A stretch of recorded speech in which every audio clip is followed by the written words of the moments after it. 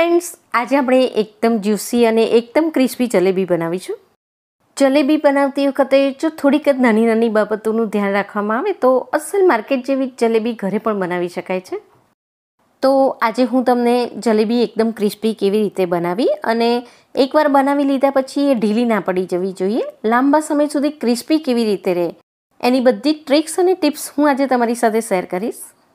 જલેબી બનાવવા માટે અહીં મેં 1 કપ અરાઉન્ડ 125 ગ્રામ જેટલો મેંદો લીધો છે. 1 કપ મેંદામાંથી લગભગ 30થી 35 નંગ જેટલી જલેબી તૈયાર થાય છે. 1 કપ મેંદામાં હું અહીં અડધો કપ જેટલું દહીં મિક્સ કરું છું. એટલે જલેબી બનાવવા માટે તમે જેટલો મેંદો લો એનાથી અડધું તમારે દહીં લઈ લેવાનું. સૌથી પહેલાં આપણે દહીંને મેંદામાં સરસ રીતે મિક્સ કરી લઈએ અને પછી તેમાં જરૂરિયાત મુજબનું પાણી મિક્સ કરીશું. અહીં મેં એ જ કપમાં અડધો કપ જેટલું પાણી લીધું છે. જલેબીનું બેટર બનાવો તો એ બેટર એકદમ પાતળું પણ ના હોવું જોઈએ અને બહુ વધારે પડતું જાડું પણ ના હોવું જોઈએ. તો અહીં જલેબી બનાવવા માટે આપણે એકદમ મોડરેટ ફ્રી ફ્લોઈંગ કન્સિસ્ટન્સીવાળું બેટર તૈયાર કરીશું. અહીં મેં 1 કપ મેંદામાં અડધો કપ જેટલું દહીં અને અડધો કપ જેટલું પાણી મિક્સ કર્યું. આ એક પરફેક્ટ માપ છે, એનાથી ખૂબ જ સરસ બેટર તૈયાર થશે. તો આ રીતે મીડિયમ કન્સિસ્ટન્સીવાળું બેટર બનાવીને હવે આ બેટરને આપણે 15થી 20 મિનિટ માટે ઢાંકીને રેસ્ટ આપીશું અને ત્યાં સુધી આપણે ખાંડની ચાસણી બનાવી લઈએ. ચાસણી બનાવવા માટે 1 કપ મેંદો છે તો એમાં હું 1/4 કપ જેટલી ખાંડ લઉં છું અને 1/4 કપ ખાંડમાં હું અહીં 1 કપ જેટલું પાણી મિક્સ કરું છું. ખાસ કરીને જલેબી માટે તમે જ્યારે ચાસણી બનાવતા હો ત્યારે જેટલી ખાંડ લીધી હોય એનાથી 25% જેટલું ઓછું તમારે પાણી લઈને ચાસણી બનાવી લેવાની. આનાથી શું થશે કે ચાસણી પણ ખૂબ જ ઝડપથી બની જશે અને જલેબી પણ એકદમ શાઇની થશે. અહીં આપણી ચાસણી ઉકળવા લાગી છે. સૌથી પહેલાં આપણે ચાસણીને ક્લીન કરી દઈએ.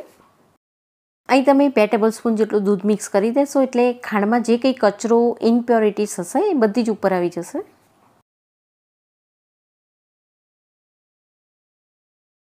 તો ચાસણીમાં થોડું દૂધ મિક્સ કર્યા પછી આપણે જોઈ રહ્યા છીએ કે ખાંડમાં જે બધો કચરો હતો એ બધું જ હવે ઉપર આવી ગયો છે. ઝારાની મદદથી આપણે તેને એક પ્લેટમાં કાઢી લઈએ.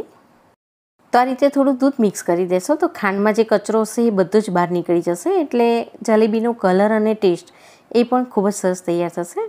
તો અહીં આપણે જોઈ રહ્યા છીએ કે આપણી ચાસણી એકદમ ક્લીન થઈ ગઈ છે. જલેબીને સરસ કલર આપવા માટે હું તેમાં થોડું કેસર મિક્સ કરું છું. કેસરની બદલે અહીં તમે 1 પિંચ જેટલી હળદર પણ મિક્સ કરી શકો છો. એનાથી પણ ચાસણીનો કલર ખૂબ જ સરસ તૈયાર થશે અને થોડીક હળદર નાખવાથી એનો ટેસ્ટ પણ નહીં બદલાય.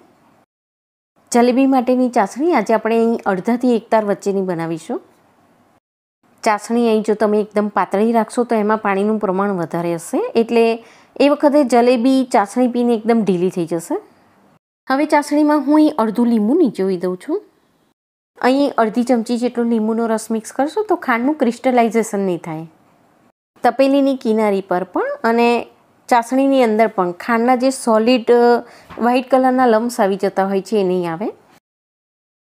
અડધા તારની ચાસણી બનતા અરાઉન્ડ 5 મિનિટ જેટલો સમય લાગે છે. મીડિયમ ફ્લેમ પર ચાસણીને મેં 5 મિનિટ માટે ઉકાળી લીધી છે. આપણે તેને ચેક કરી લઈએ. તો અહીં આપણે જોઈ રહ્યા છીએ કે 2 આંગળીની વચ્ચે તાર બની તો રહ્યો છે પણ વચ્ચે તૂટી જાય છે. જલેબી માટે આ રીતે અડધા તારની ચાસણી બનાવી લેવાની છે અને ગેસને હવે આપણે બંધ કરી દઈએ. અને બેટરને પણ આપણે અડધી કલાક રેસ્ટ આપ્યા પછી હવે ખોલીને જોઈ લઈએ. સૌથી પહેલાં બેટરમાં આપણે 1 ટીસ્પૂન જેટલું ઘી મિક્સ કરી દઈએ. થોડું ઘી મિક્સ કરવાથી બેટર એકદમ સ્મૂથ બની જશે અને જલેબી પણ થોડી સોફ્ટ બનશે અંદરથી. ખાતી વખતે બિલકુલ તમારા ગળામાં વાગશે પણ નહીં. જલેબીને સરસ કલર આપવા માટે ચાસણીમાં આપણે થોડું કેસર મિક્સ કર્યું અને હવે આ ખીરામાં હું ફક્ત 1 પિંચ જેટલી હળદર મિક્સ કરું છું. હળદર મિક્સ કરવાથી જલેબીના ટેસ્ટમાં કોઈ જ ફરક નહીં પડે પણ જલેબીનો કલર ખૂબ જ સરસ તૈયાર થશે. બેટરને હવે 2થી 3 મિનિટ માટે એક જ ડિરેક્શનમાં સતત ફેંટી લેવાનું છે. આ રીતે ફેંટી લેવાથી એમાં થોડી હવા ભરાશે અને બેટર એકદમ સ્મૂથ થઈ જશે. આ રીતે આપણે જોઈ રહ્યા છીએ કે બિલકુલ વચ્ચેથી તૂટ્યા વગર એક ધારું બેટર નીચે પડતું હોય આ રીતની એની કન્સિસ્ટન્સી રાખવાની છે. બેકિંગ સોડા વધારે પ્રમાણમાં નાખવાથી પણ ઘણીવાર જલેબી પાછળથી સોફ્ટ બની જતી હોય છે. એટલે અહીં ખીરાને તમે બરાબર ફેંટી લેશો 2થી 3 મિનિટ માટે એટલે સોડા પણ ખૂબ જ ઓછો જોઈશે. ખીરાને બરાબર ફેંટી લીધા પછી અહીં મેં ઘી પણ ગરમ કરવા મૂકી દીધું છે અને ઘી બરાબર ગરમ થઈ જાય પછી ખીરામાં અહીં તમારે ફક્ત 1 ચપટી જેટલો બેકિંગ સોડા મિક્સ કરવાનો છે. અને હવે એકદમ હલકા હાથે બેકિંગ સોડાને ખીરામાં સરસ રીતે મિક્સ કરી દઈએ. તો અહીં આપણું જલેબી બનાવવાનું બેટર તૈયાર છે. આપણે તેને કોન બનાવી લઈએ. તો અહીં મેં દૂધની કોથળીમાં બેટરને ભરી લીધું છે અને એની પર હું રબર ચડાવી દઉં છું. જલેબી પાડવા માટે અહીં તમે પાઇપિંગ બેગ કે પછી સોસની બોટલનો પણ ઉપયોગ કરી શકો છો. પણ દૂધની કોથળી બધાના ઘરે અવેલેબલ હોય છે અને એનાથી ખૂબ જ સરસ જલેબી પણ પડે છે. અને હોલ પાડો ત્યારે એકદમ નાનો પણ ના હોવો જોઈએ ને બહુ મોટો પણ ના હોવો જોઈએ. હવે તમે જ્યારે જલેબી પાડો ત્યારે ઘી કે તેલ એકદમ ગરમ થયેલું હોવું જોઈએ. અહીં ઘી સરખું ગરમ થયેલું નહીં હોય ને તમે જલેબી પાડશો તો જલેબી એકદમ ફ્લેટ બનશે, એકદમ ચપટી જલેબી તૈયાર થશે. અહીં તમે જલેબી પાડો એટલે તરત જ એ ફૂલી જવી જોઈએ એ રીતનું ઘી ગરમ થયેલું હોવું જોઈએ. અને એકવાર જલેબી બરાબર ફૂલીને આ રીતે ઉપર આવી જાય પછી તરત જ તમારે ગેસની ફ્લેમને મીડિયમ કરી દેવાની છે. અને મીડિયમ ફ્લેમ પર જલેબીને બંને બાજુ ફ્લિપ કરીને બંને બાજુથી એકદમ ક્રિસ્પી ના થઈ જાય ત્યાં સુધી તળી લેવાની છે. જલેબીનું બેટર જો એકદમ પાતળું હશે તો જલેબી એકદમ ફ્લેટ અને ચપટી બનશે, બિલકુલ ફૂલશે નહીં અને એનો શેપ પણ સરખો નહીં આવે. અને બેટર જો એકદમ જાડું હશે તો જલેબીની પાઇપ પણ એકદમ થીક બનશે એટલે ચાસણી પણ વધારે એબ્સોર્બ કરશે અને જલેબી એકદમ ઢીલી થઈ જશે. તો અહીં આપણે જોઈ રહ્યા છીએ કે આપણી જલેબી એકદમ ક્રિસ્પી થઈ ગઈ છે. આ રીતે એકદમ કડક અને ક્રિસ્પી થઈ જાય એટલે તરત જ આપણે તેને ચાસણીમાં ડૂબાડી દઈએ. અને જલેબીને ફક્ત 1 જ મિનિટ માટે ચાસણીમાં ડૂબાડી રાખવાની છે. અહીં વધારે સમય સુધી જલેબીને તમે ચાસણીમાં ડૂબાડી રાખશો તો પણ એ સોફ્ટ થઈ જશે. તો અહીં આપણે જોઈ રહ્યા છીએ કે ફક્ત 1 પિંચ હળદર નાખવાથી પણ જલેબીનો કલર ખૂબ જ સરસ તૈયાર થઈ ગયો છે. હવે 1 મિનિટ પછી તરત જ જલેબીને આપણે ચાસણીની બહાર કાઢી લેવાની છે. વધારે ચાસણી પીવાથી એ ઢીલી થઈ જશે. તો અહીં મેં એક પ્લેટ પર ચાળણી ઊંધી મૂકી દીધી છે અને જલેબીને આપણે ચાસણીની બહાર કાઢીને તરત જ આ રીતે ચાળણીની ઉપર મૂકી દેવાની છે. જલેબીને આ રીતે થોડીક વાર માટે ચાળણી પર મૂકી દેશો તો એમાંની એક્સેસ ચાસણી હશે એ બધી જ નીતરી જશે. એટલે તમારી જલેબી લાંબા સમય સુધી ક્રિસ્પી રહેશે, બિલકુલ સોફ્ટ નહીં બને. જલેબીને તળીને તરત જ ચાસણીમાં નાખી દેવાની અને ચાસણી પણ એ બહુ ગરમ થયેલી ના હોવી જોઈએ. એકદમ ગરમ ચાસણીમાં નાખવાથી પણ એ ઢીલી થઈ જાય છે. આપણે જોઈ રહ્યા છીએ કે જલેબી ખૂબ જ સરસ બની છે અને એકદમ ક્રિસ્પી પણ બની છે. તમે જ્યારે બીજી વાર જલેબી તળો ત્યારે ઘીનું ટેમ્પરેચર ડાઉન થયેલું ના હોવું જોઈએ. અહીં ઘીનું ટેમ્પરેચર જો થોડું ડાઉન થઈ ગયું હોય તો એને બરાબર ગરમ થવા દો પછી જ જલેબી પાડો.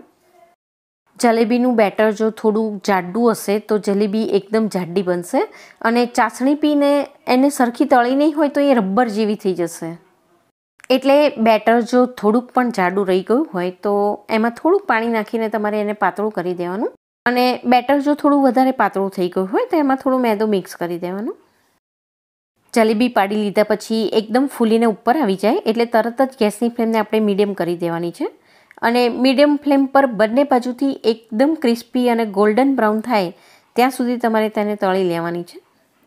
ઘણીવાર જલેબી એકદમ ચપટી થઈ જતી હોય છે તો એના 2 કારણ હોય છે. એક તો ઘી બરોબર ગરમ ના થયેલું હોય ને તમે તળો તો પણ એ ચપટી થઈ જાય અને સહેજ કાચી હોય ને તમે તેને ચાસણીમાં ડીપ કરશો તો પણ એકદમ ચપટી અને સોગી બની જશે. એટલે આ રીતે એકદમ ક્રિસ્પી થાય પછી જ તેને ચાસણીમાં નાખો. તો આ રીતે બિલકુલ હાથો લાવ્યા વગર તમે ઇન્સ્ટન્ટ જલેબી બનાવશો તો પણ એ ટેસ્ટમાં ખૂબ જ સરસ તૈયાર થાય છે. અને ખીરું પલાળી લીધા પછી ફક્ત અડધી કલાકમાં જ બનીને તૈયાર થઈ જાય છે.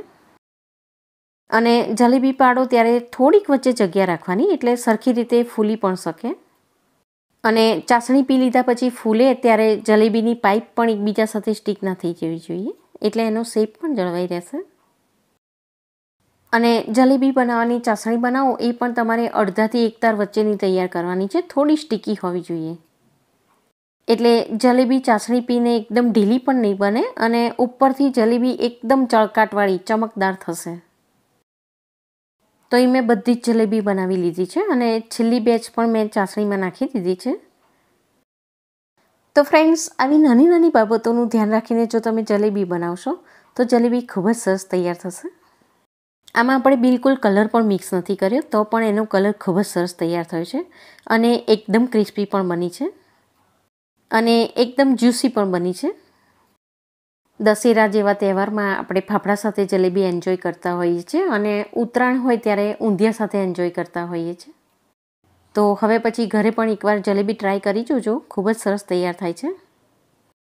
તો અહીં આપણે જોઈ રહ્યા છીએ કે આપણે ચાળણી પર જલેબીને રાખી તો એમાંની વધારાની બધી જ ચાસણી નીતરી ગઈ છે. જલેબીમાંથી વધારાની ચાસણી નીકળી જશે એટલે પણ જલેબી ઢીલી નહીં પડે અને લાંબા સમય સુધી ક્રિસ્પી પણ રહેશે. તો આ ટ્રીક તમે જરૂરથી ટ્રાય કરજો.